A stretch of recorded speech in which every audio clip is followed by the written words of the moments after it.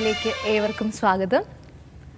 ഭാവഗായകൻ Shri P Jayachandran സാറിനെ ഈ പരിപാടിയിലേക്ക് സ്വാഗതം ചെയ്യുന്നു. സാർ നമസ്കാരം. ഇന്ന് നമ്മോടൊപ്പമുള്ളത് പ്രശസ്ത ഗായിക രാജലക്ഷ്മിയാണ്. രാജലക്ഷ്മിയെ ഈ പരിപാടിയിലേക്ക് സ്വാഗതം ചെയ്യുന്നു.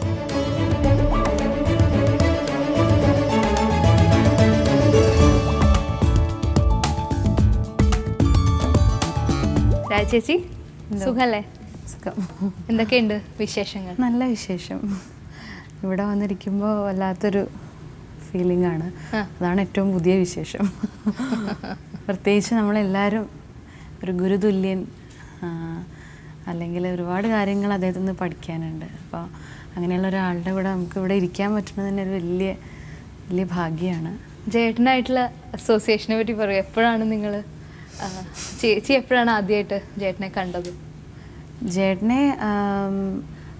ചേട്ടനായിട്ട് വലിയൊരു ബന്ധമുണ്ട്. പക്ഷേ അധികം നാളായിട്ടില്ല ഞാൻ ചേട്ടൻ്റെ കൂടെ പാടാൻ തുടങ്ങിയിട്ടൊന്നും. കുറച്ച് നാളായിട്ടുള്ളൂ. പക്ഷേ കുറച്ച് നാളെ ആയിട്ടില്ലെങ്കിലും ഒരുപാട് കാര്യങ്ങൾ ഇങ്ങനെ ചേട്ടൻ പറയണ പോലെ കുറച്ചെങ്കിലൊക്കെ ഫോളോ ചെയ്യാനൊക്കെ ഞങ്ങളെപ്പോലുള്ള കുറച്ച് സിംഗേഴ്സ് ശ്രമിക്കാറുണ്ട്. ചേട്ടൻ്റെ പ്രോഗ്രാംസിന് പാടിയിട്ടുണ്ട്. അതുപോലെ തന്നെ ചേട്ടൻ പല സ്ഥലത്തും എൻ്റെ പേര് പറഞ്ഞിട്ട് അങ്ങനെ കുറേ പേര് എന്നെ വിളിച്ചിട്ടുണ്ട്. അതൊക്കെ ഒരു വലിയ ഭാഗ്യമാണ്. തീർച്ചയായിട്ടും ഞാൻ പലപ്പോഴും ചീത്ത പറയാറുണ്ട്. അതായത് ഈ പാട്ടുകൾ പഠിക്കണം, പക്ഷെ ഞാൻ പറഞ്ഞാൽ കുറച്ചെങ്കിലും കേൾക്കുന്ന ഈ കുട്ടി മാത്രമേ ഉള്ളൂ. അത് സത്യം പറയാം. പലരും കേൾക്കാം, പിന്നെ സാറേ പറഞ്ഞപ്പോഴത്തേക്കും ഇവനെന്ത് വേറെ പണിയില്ലെന്നായിരിക്കും. ഇതാണ് ഇപ്പോഴത്തെ ട്രെൻഡ്. പക്ഷേ രാജി അങ്ങനെയല്ല. രാജി കുറച്ച് സിൻസിയറാണ്. പിന്നെ ജീവിതത്തിൻ്റെ ഇപ്പോൾ തിരക്കുകളും പരിപാടികളും തിരക്കുകളുണ്ട്. പലതും അതിന് സമയം കിട്ടില്ല. അത് എനിക്കറിയാം. എന്നാലും ഞാൻ ചീത്ത പറയാം, അത് വേറെ കാര്യം.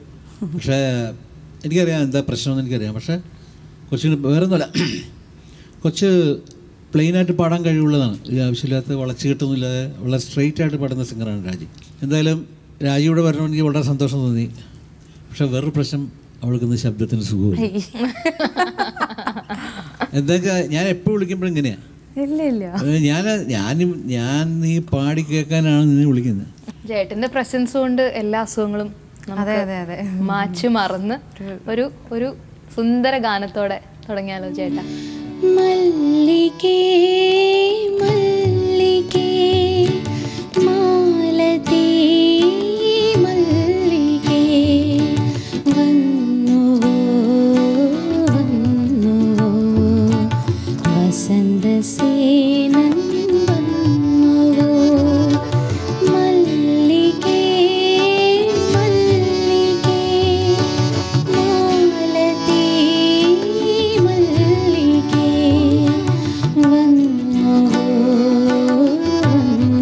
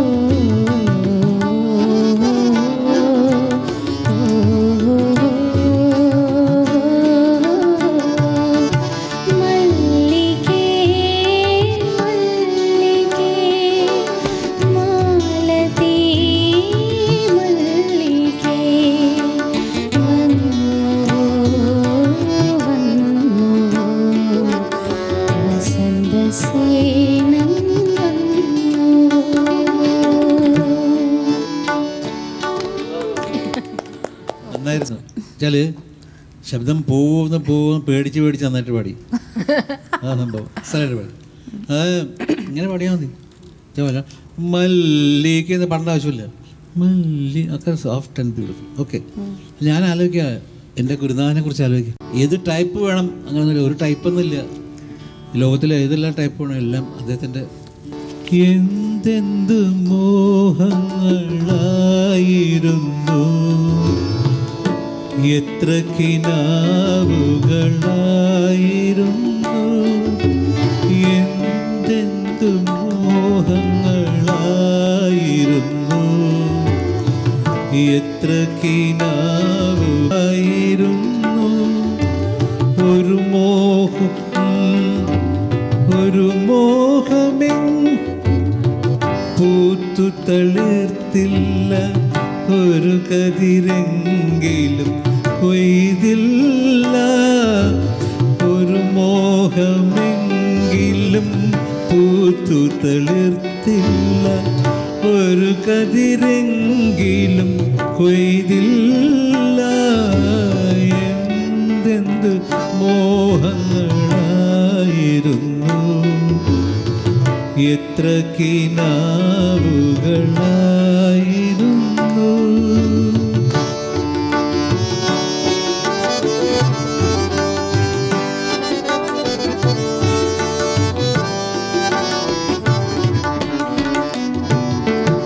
ഒരു കൂട്ടിലൊന്നിച്ചു കഴിയാനൊരുങ്ങിയ കുരുവികൾ നമ്മൾ പിരിഞ്ഞു.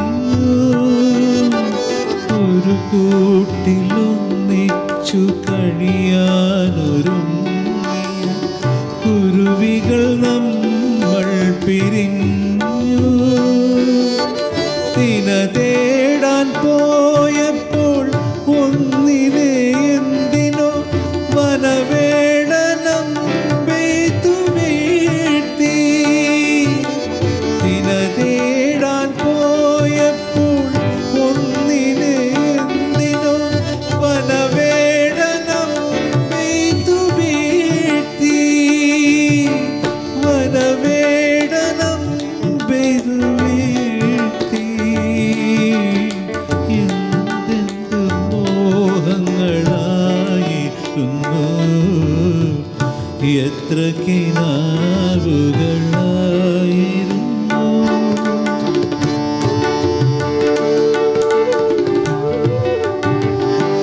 ഈ പാട്ടിലെ ഏറ്റവും നല്ല ഫ്രേസ് ഇതാണ്, സുശീലമ്മ പാടിയതാണ്. അതിനുവേണ്ടിയാണ് ഈ പാട്ട് പാടി.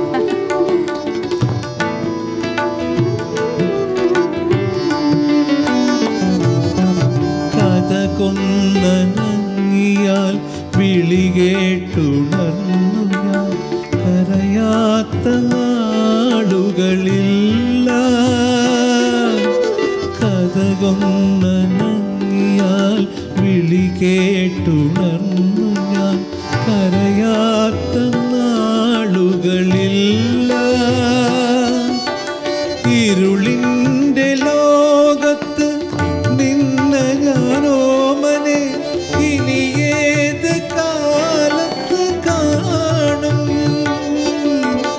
ഇരുളിൻ്റെ ലോകത്ത് നിന്നെ ഞാനോമനെ ഇനി ഏത് കാലത്ത് കാണും. ഇനി ഏത് കാലത്ത് കാണും.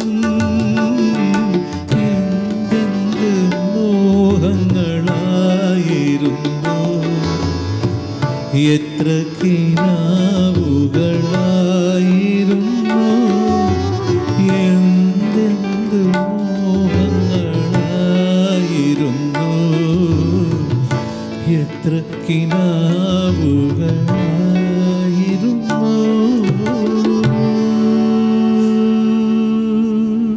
ജേട്ട ഈ മാഷിനെ കുറിച്ച് പറഞ്ഞപ്പോൾ എനിക്ക് ജേട്ടൻ പറഞ്ഞ ഒരു സെൻറ്റൻസ് നല്ല ഓർമ്മയുണ്ട്. തിരുവനന്തപുരത്ത് മാഷിൻ്റെ പ്രതിമയുടെ അടുത്ത് നമ്മൾ പ്രോഗ്രാം നടത്താറുണ്ട്. അപ്പോൾ അന്ന് ജേട്ടൻ സംസാരിച്ചപ്പോൾ പറഞ്ഞു, എനിക്ക് ഈ പ്രതിമയുടെ മുമ്പിൽ പുറകിൽ നിന്ന് പാടാൻ കൂടി പേടിയാണ് പറഞ്ഞു. എന്താണ് അങ്ങനെ അത്ര ടഫായിരുന്നു മാഷ്. നിങ്ങൾക്കറിയില്ല, ഞാൻ ആദ്യത്തെ കാലത്ത് സാറിനെ കാണാൻ പോകുമ്പോൾ തന്നെ റൂമിൻ്റെ പുറത്ത് പേടിച്ചാൽ തരുന്നത്. അകത്തേക്ക് വരാനൊന്നും പറയില്ല, അങ്ങനെ നോക്കുള്ളൂ. കുറേ ഇരിക്കും, നമ്മളെ മൈൻഡ് ചെയ്യില്ല. കുറേ കഴിഞ്ഞിട്ട് ഇരിക്കുക, നിൽക്കുള്ളൂ, ഇരിക്കുക. അപ്പോൾ സാറ് ഈ അടുത്ത കാലത്ത് എവൻ എന്നെ കാണാൻ വരുമ്പോൾ നിൽക്കണോ ഇരിക്കണോ എന്ന് സംശയിച്ചാ വരാറ്. അപ്പം സത്യമാണത്.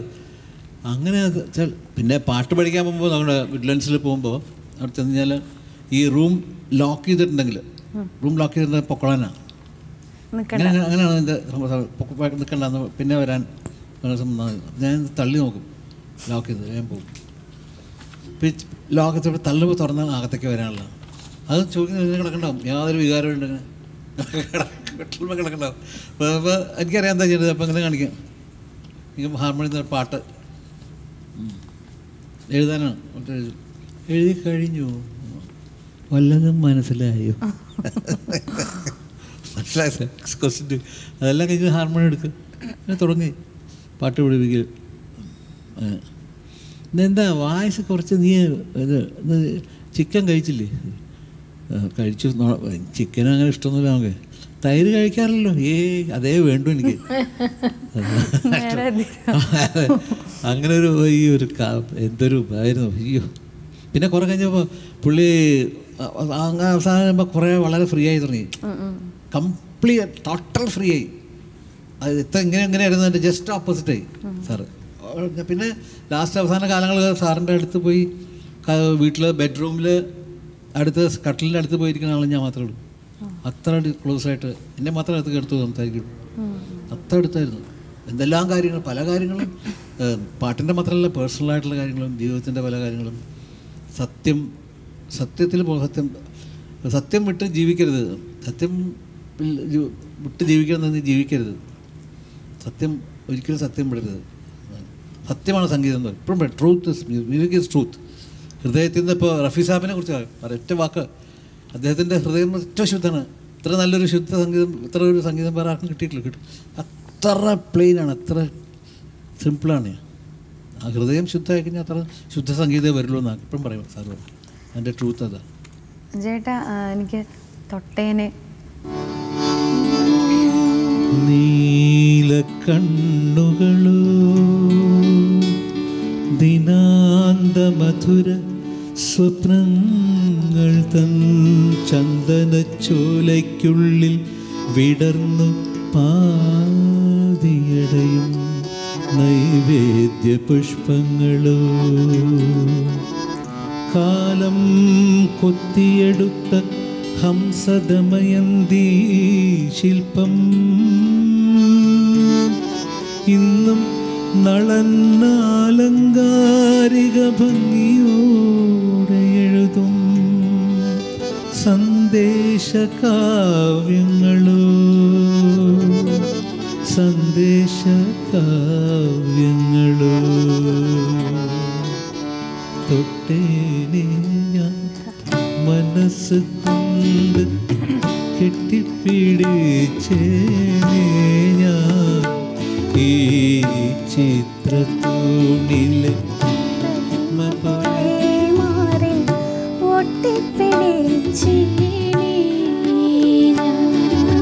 തൊട്ടേനെ ഞാൻ മനസ്സ് കൊണ്ട് കെട്ടിപ്പിടിച്ചേനെ ഞാൻ ചിത്രത്തൂണിലെ പ്രതിമ പോലെ മാറിൽ ഒട്ടിപ്പിടിച്ചേനെ ഞാൻ തൊട്ടേനെ ഞാൻ ഇനി എൻ്റെ ഇണക്കിളിക്ക് എന്തു വേണം എന്തു വേണം ഇനി എന്തു വേണം ഈ രാത്രി വെളുക്കാതിരിക്കണം ഇനി എൻ്റെ ഇണക്കിളിക്ക് എന്തു വേണം എന്തു വേണം ഇനി എന്തു വേണം ഈ രാത്രി വെളുക്കാതിരിക്കണം കൈവളകൾ കിലുങ്ങാതെ കാൽത്തളകൾ കുലുങ്ങാതെ കഥകു തുറന്നു തന്ന മിടുക്കിയല്ലേ. കൈവളകൾ കിലുങ്ങാതെ കാൽത്തളകൾ കുലുങ്ങാതെ കഥകു തുറന്നു വന്ന മിടുക്കനല്ലേ. ഇതുവരെ മീട്ടാത്ത തമ്പുരു മീട്ടി ഞാൻ, ഇനി എനിക്കെന്തു തരും. ഇതുവരെ മീട്ടാത്ത തമ്പുരു മീട്ടി ഞാൻ, ഇനി എനിക്കെന്തു തരും.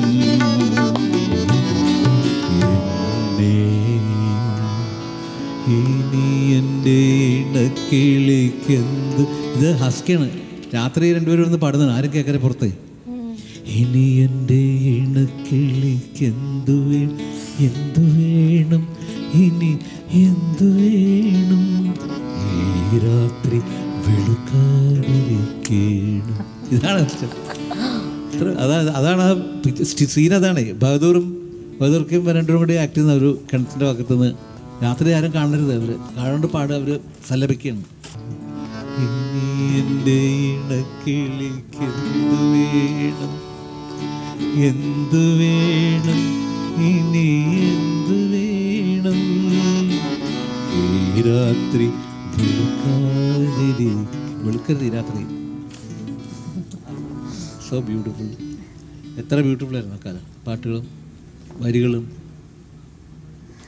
ചേട്ടാ ഒരു കാര്യം ചോദിച്ചോട്ടെ, എപ്പോഴും ഒരു മെയിൽ സിംഗറിന് എപ്പോഴൊരു വേറൊരു മെയിൽ സിംഗറിനോടാണ് ഭയങ്കര ആരാധന കണ്ടിട്ടുള്ളത്.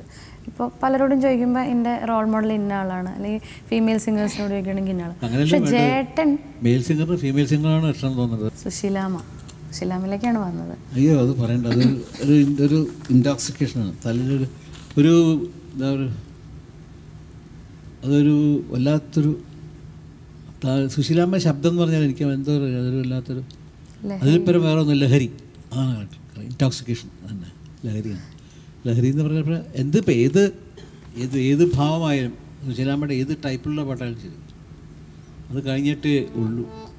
അങ്ങനെയാണ്, അങ്ങനെ ആയിപ്പോയി. ഞാൻ അതിൻ്റെ അഡിക്റ്റ് ആയിപ്പോയി. പലപ്പോഴും ചേട്ടൻ വിളിക്കുമ്പോഴൊക്കെ പറയും, ചേട്ടൻ ഒരു ദിവസം എത്ര പാട്ടുകൾ സുശീലാമ്മയുടെ കേൾക്കുന്നുള്ളതിൽ കണക്കില്ല. എൻ്റെ ബെഡ്റൂമിൽ കിടന്നിട്ട് അയ്യോ എൻ്റെ ഭാര്യ വേറെ എന്ത് ചേട്ടൻ എന്താ വല്ലതും പറ്റിയോ, അല്ല ഞാൻ പാട്ട് അതുപോലെ ചേട്ടൻ പ്രോഗ്രാമിന് വരുമ്പോഴും ഈ ഐപോഡിൽ സുശീലാമ്മയുടെ പാട്ടുകളാണ് കേട്ടോണ്ടിരിക്കുന്നത്. പക്കത്ത് വീട്ട് പരുവം വച്ചാൻ, പാതയിലെ പടം പൊടിച്ചാൻ, പാതയിലെ പടം പൊടിച്ച് തനനാരെ തീരനാ. പക്കത്ത് വീട്ട് പരുവം വച്ചാൻ, പാതയിലെ പടം പൊടിച്ചാൻ, കൈമാതം നാലികെട്ട താനനാരെ മരിക്കൊഴുന്ന മാസത്തിലെ കൈമാതം നാലികെട്ട താനനി താനാരെ മരിക്കൊഴുന്ന മാസത്തിലെ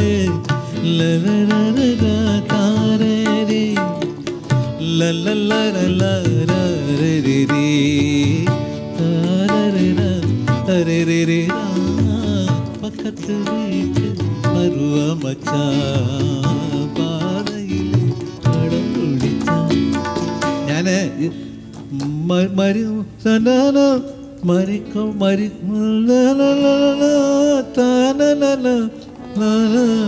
മരിക്കൊഴുന്ത് വാസത്തിലേ മനോരമ ഈ മരിക്കൊഴുന്ത് ഇവിടെ കിട്ടുമോ ചോദിച്ചു. അതായത് തിരുനെൽവേലിയിൽ നിന്ന് വരച്ചു തന്ന പുള്ളി. അതിങ്ങനെ വാസന പാട്ട് കാട്ട് ആ പാട്ട് മരിക്കൊഴുന്ത് ഭ്രാന്താന്ന് വിചാരിക്കും ആൾക്കാരെ. പക്ഷെ സംതിങ് എനിക്ക് എന്താ അറിയില്ല, ഭയങ്കര തത്തൈ നെഞ്ചും തല്ലല്ല തിത്തിപ്പതായില്ലയാ ലല്ലല്ല തല്ലല്ല തിത്തിപ്പതായില്ലയാ തത്തൈ നെഞ്ചും തത്തത്തിലെ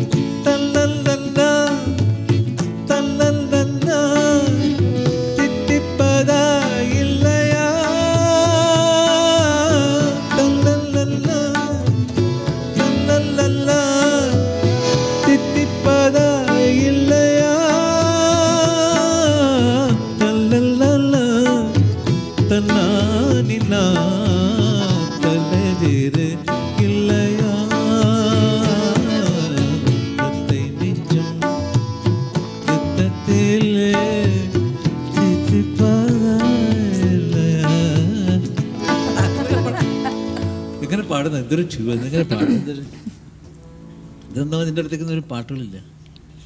എല്ലാ ഇമോഷൻസും എല്ലാം ചേട്ടൻ പിന്നെ ഓരോ പാട്ടും ശരിക്ക് ഫീൽ ചെയ്ത് അനുഭവിച്ചാണ് അത് ആസ്വദിക്കുന്നത്. അപ്പൊ അതുകൊണ്ടായിരിക്കും വിത്ത് ബാക്ക്ഗ്രൗണ്ട് ചേട്ടൻ ബാക്ക്ഗ്രൗണ്ട് പാടി കേൾപ്പിച്ചു BGMs ഒക്കെ. ഞാൻ എന്തൊക്കെ അമ്മയ്ക്ക് പാടി സുശീലമ്മ പാടി കേൾപ്പിക്കും. അവരിങ്ങനെ പാടി ഇല്ല ഇതില്ല പിന്നെ ആരും പാടിയതാക്കി സാഷ്ടാംഗം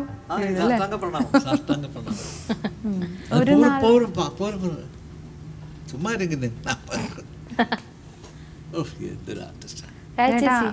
ഒരു നാൾ ആ പാട്ട്. ആ അതിപ്പോ ഈ അടുത്ത കാലത്ത് ഞാൻ ഈ പാട്ട് കേട്ടിരുന്നില്ല. കുറെ കാലം ഇപ്പൊ ഈ പാട്ട് ദിവസം വെച്ചപ്പോ അയ്യോ ഇങ്ങനെ ഒരു പാട്ടോ ഞാൻ എല്ലാവരും വിളിച്ചു. അവിടെ അറിയുന്ന ആൾക്കാരെ മുഴുവൻ വിളിച്ചു. ഇവിടെ ഞാൻ വിളിക്കില്ലേ ഒരു നാളിരവിൽ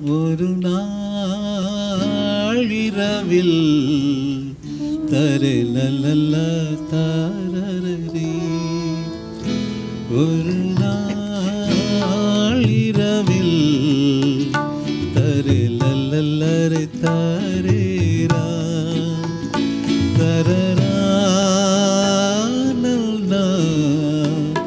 തരലല്ലരീരി ഒരു നാളിരവിൽ തരലരെ തരേരി.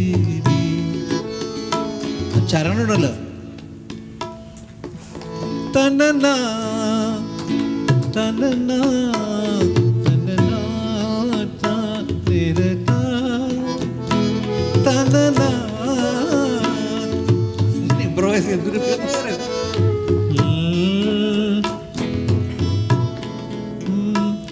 തന്നനാ തന്നനാ തന്നനാ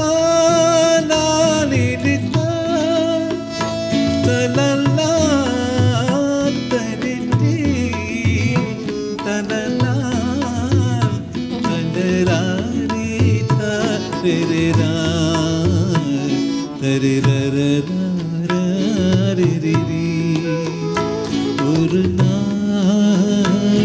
ഇരവിൽ. ഈ പാട്ട് കേൾക്കണം. എൻ്റെ ഗസലൊന്നൊന്നുമില്ല.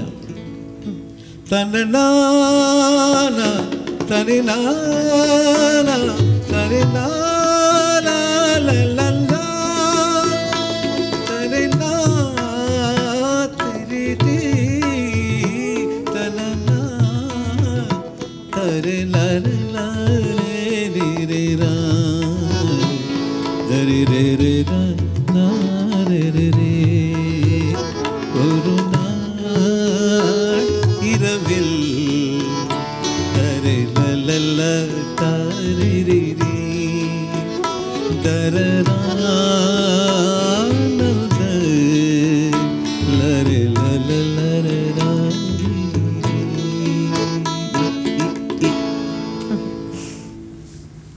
എന്തൊരു പാട്ടാണ് ഇതൊരു റെൻഡറിങ്ങാണ്, ഇതൊരു കമ്പോസിങ്. ചേച്ചിയുടെ ഒരു പാട്ട് ഏതെങ്കിലും? அத்தா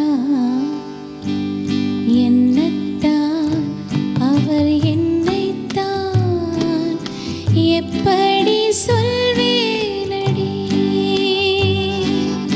அத்தா என்னத்தான் அவர் என்னைத்தான் எப்படி சொல்வேனடி. அவர் கண்ணைத்தாய் கொண்டு உன்னைத்தாய்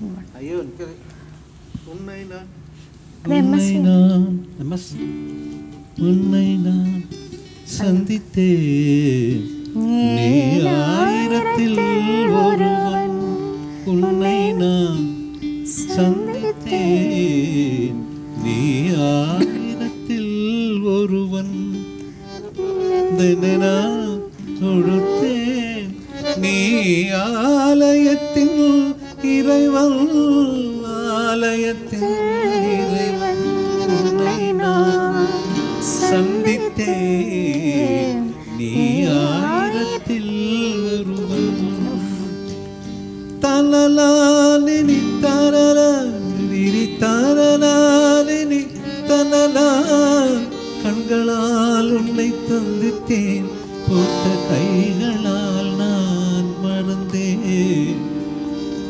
തലലാനന തലലാലിനി തലലാനന തരലാ തങ്ങളാൽ ഉன்னை തന്നിത്തേൻ പൂത്ത കൈകളാൽ ഞാൻ മറന്നേൻ മന്നവാ ഉன்னை நான் മാലയിട്ടാൻ ഉன்னை நான் ഉன்னை நான் അതാ പാസ് ഉன்னை நான் സന്ധിത്തേൻ നീ ആയിരത്തിൽ ഒരുവൻ തലലാലനി തലലാലിരാലലാലന തലലാ തങ്കലാനന്നി പൂത്ത കൈകളാൽ ഞാൻ മറന്നേ മന്നവാ ഉன்னை நான் മാലയിട്ടാൻ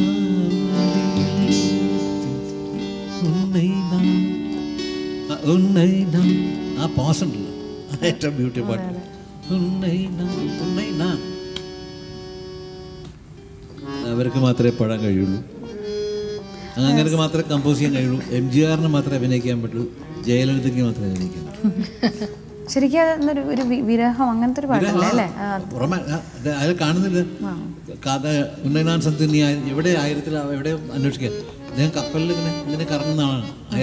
ആയിരത്തിൽ ഒരുവൻ എന്താ അത് ഉன்னை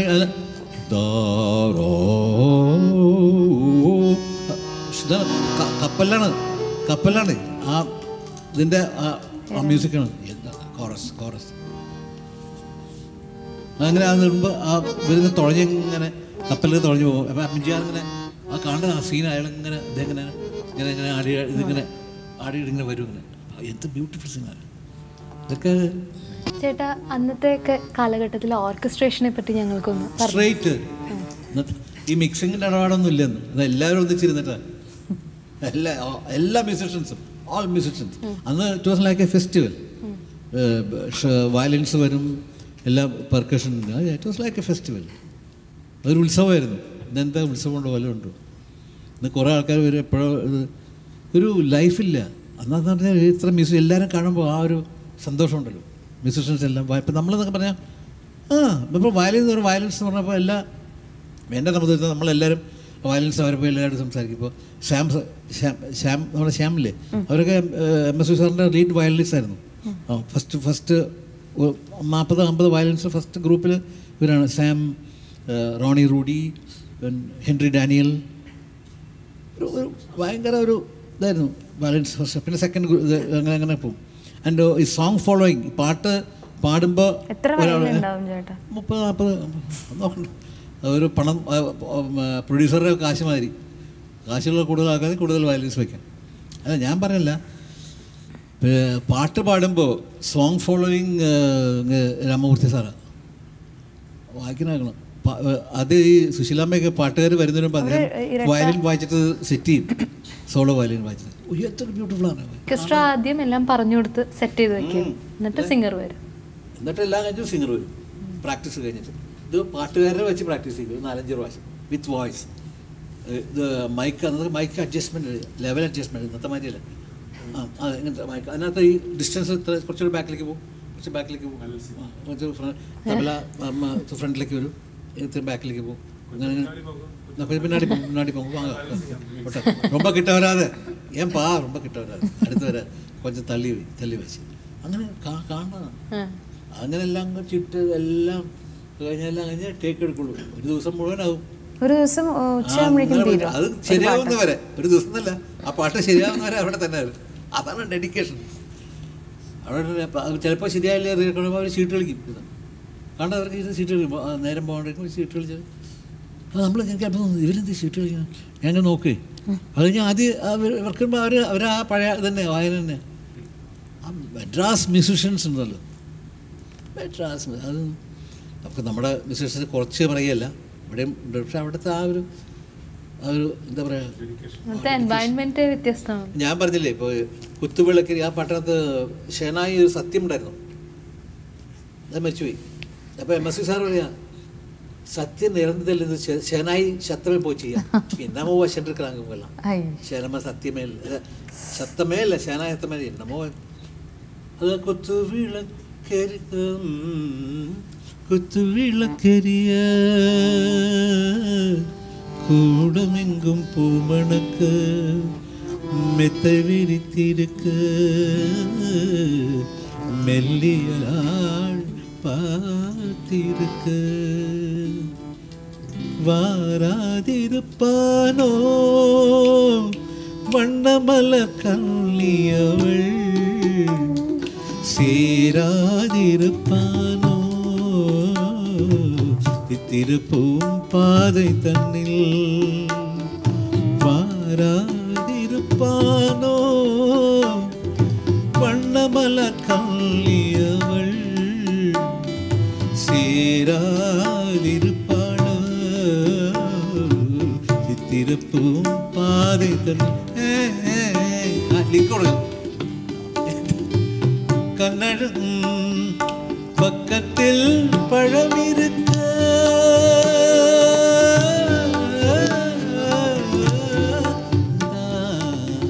பாலோடு தேனிருக்கு நாமல் தனிமையிலே மன்னனவன் உட்கார்ந்து மன்னனவன் வாராதிருப்பானோ வண்ணமலர் கள்ளியவள் சேராதிருப்பானோ திருப்பூம் பாதை தன்னில்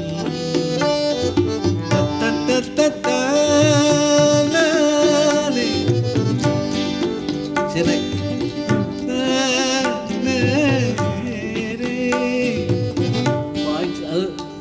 ബിറ്റ് വായിച്ചല്ല, അയ്യോ നമ്മൾ എൻ്റെ സുഖം എന്തൊരു സുഖം. അത് എന്നിട്ട് റെക്കോർഡിങ് രാത്രി വിളിക്കുന്നത് MSV സാറിനെ ഇയാൾ വിളിക്കും. സത്യം വിശു നാളേക്ക് ഇന്നൊരു പാട്ടി വായിക്കട്ടെ, ഒരു വർഷം കൂടെ വായിക്കട്ടെ, എനിക്ക് ഒരു വർഷം കൂടെ വായിക്കണം. എനിക്ക് ഒരു വർഷം കൂടെ വായിക്കണം. അപ്പോൾ MSV സാറേ സത്യം നല്ല വാശിயிருக்கப்பா, நீ நல்லா தான் வந்திருக்கு. இல்லை വിഷു പ്ലീസ് എനിക്കാக ഒരു പാട്ട് വിടാം പ്ലീസ്. മതിയാവില്ല അവർക്ക്. സാധാരണ സ്റ്റുഡൻ്റ് എനിക്ക് ഇനിയും വായിക്കണം. അതാണ് ഡെഡിക്കേഷൻ. അന്നത്തെ പ്ലേയേഴ്സൊക്കെ എങ്ങനെയായിരുന്നു. അതേപോലെ ചേട്ടാ നമ്മളിപ്പോൾ MSV സാറ് ശീലാമ്മ അവരെ പറഞ്ഞു, ആ ഒരു 60 കാലഘട്ടങ്ങളിൽ ഒരു അൺക്രൗണ്ട് 60, 70, 80, 75, 80 വരെ അവിടെ ഒരു 75 മീളരാജ വന്നു അതുവരെ. അല്ല, ആ സമയത്ത് ഒരു അൺക്രൗണ്ട് കിങ് ഉണ്ടായിരുന്നു, TMS. ചേട്ടൻ വലിയൊരു ആരാധകനാണ്. TMSനെ കുറിച്ച് പറയും ചേട്ടൻ. TMS എന്ന് പറഞ്ഞാൽ തമിഴ്നാട്ടിൽ ഇപ്പം രണ്ടുപേർക്കും MGR ശിവാജിക്കുള്ള ശബ്ദം TMS. അപ്പം പലരും പാടി TMS ശേഷം, പക്ഷെ ഒന്നും ശരിയായില്ല. പാടിയിട്ടുണ്ട്, ഇപ്പം ഞാനും പാടിയിട്ടുണ്ട് MGRന്. അതല്ല MGRനെ ശിവാജി ശബ്ദം എന്ന് പറഞ്ഞാൽ TMS ആണ്. അതിൽ ഏറ്റവും വലിയ എക്സാമ്പിളാണ് ഉയർന്ന മനിതൻ എന്ന പടത്തിൽ ദേവരാം മാഷിനെ പറയാറുണ്ട്. ഉയർന്ന മനിതനിൽ ശിവാജി സാർ അഭിനയിച്ചിട്ട് TMS പാടിയൊരു പാട്ടുണ്ട്.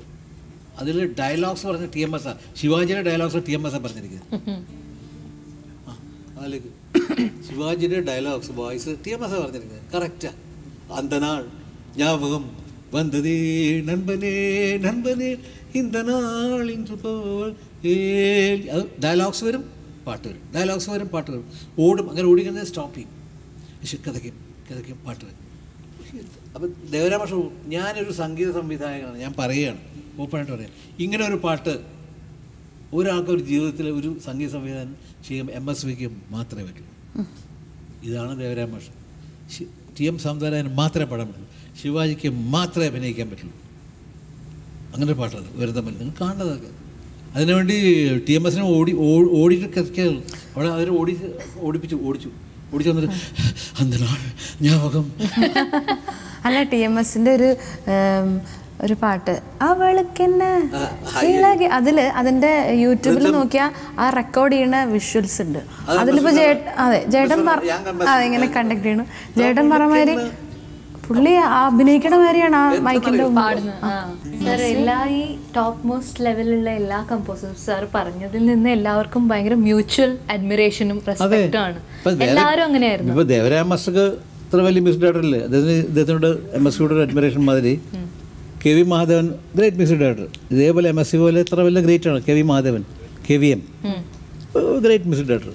അദ്ദേഹം ഇവരും വലിയ മ്യൂച്വൽ ഭയങ്കര അഡ്മിറേഷൻ ആയിരുന്നു. ഞാൻ കണ്ടിട്ടുണ്ട് KVMനെ MSV സാർ കാണാൻ പോണതും. അപ്പം ഞാൻ എന്താ സാർ KVMനെ കുറിച്ച് സാർ എന്താ പറഞ്ഞത്, ആടാടാടാ അപ്പോഴും കണ്ണ് നിറയണം. എന്നാ സാർ അല്ല അഴുക വരുന്നപ്പാ, ഞാൻ ഭക്ഷണമില്ലാത്ത കാലത്ത് എനിക്ക് ഭക്ഷണം മേടിച്ച് തന്നിട്ടാണ്